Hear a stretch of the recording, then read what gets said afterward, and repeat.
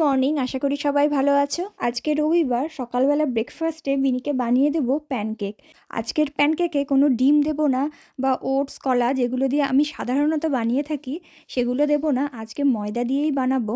আর এদিকে বিনি চলে এসেছে আমাকে হেল্প করতে। আমি এই প্যানকেক বানাতে 5 টেবিল স্পুন দিয়েছি ময়দা, তার মধ্যে দিয়েছি 2 টেবিল স্পুন চিনি, আর তারপরে নিয়েছি এই মিল্ক পাউডারও দিয়ে দিয়েছি 2 টেবিল স্পুন মতো। তারপর এই 1 চিমটে দিয়েছি বেকিং সোডা। ব্যাস, এগুলো একটু ভালো করে মিশিয়ে নিয়ে তার মধ্যে অল্প অল্প করে দুধ দিয়ে ওই কেকের ব্যাটার যেরকম হয় সেরকম ব্যাটার বানিয়ে নিয়েছি।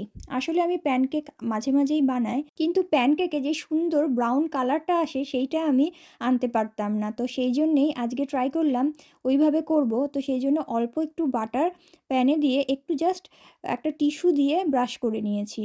তারপর প্যানকেকটা দিয়েছি, কিন্তু তাও এই রকম ছাড়া ছাড়া ব্রাউন কালার হলো। এটা তাও আমার মনের মতো একদম পারফেক্ট পুরো ব্রাউন কালারটা হয়নি। তার পরের বারে যেটা করলাম সেটাতে দেখলাম সুন্দর ব্রাউন হালকা কালার এসেছে।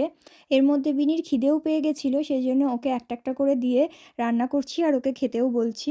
তো তারপর আমি প্যানের মধ্যে আর কোনোই তেল দিইনি, শুধু ওই টিস্যুটা দিয়ে জাস্ট একবার মুছে নিয়েছি। মানে প্যানে কোনো রকম তেল দিতে হবে না, জাস্ট একটু তেল দিয়ে মুছে নিতে হবে, তাহলে এইরকম সুন্দর একটা ব্রাউন কালারের প্যানকেক পাওয়া যাবে। এবং লাস্টের যে 3টে প্যানকেক, 3টে সমান সাইজের না হলেও কালারটা কিন্তু একদম আমার মনের মতো হয়েছে। আর এটার মধ্যে একটু চকলেট স্প্রেড করে দিচ্ছি।